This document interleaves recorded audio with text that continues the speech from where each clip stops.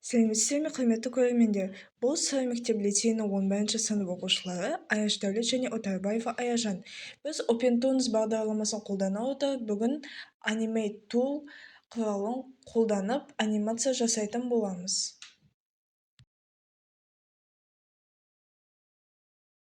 Алдымен біз Brush Tool'ды қолдана отырып, сценаның центріне фигура салатын боламыз.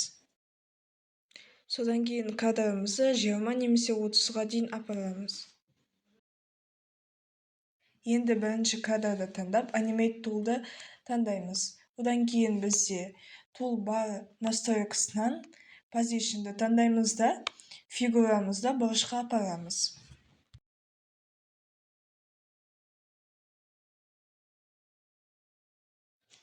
Одан соңғы кадрымызды таңдап, жаңағы фигураны басқа бұрышқа апаратын боламыз.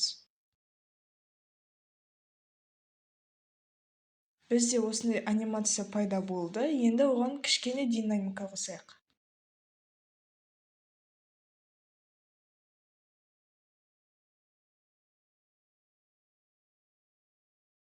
Ол үшін қайттан бірінші кадрға қойып, Animate Tool'дағы Position'ды Rotation'ға ауыстырамыз.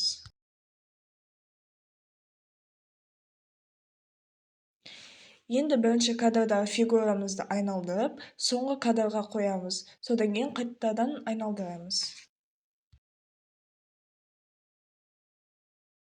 Міне бізде осылай Animate Tool'дың көмегімен қысқаша әрі оңай анимация пайда болды.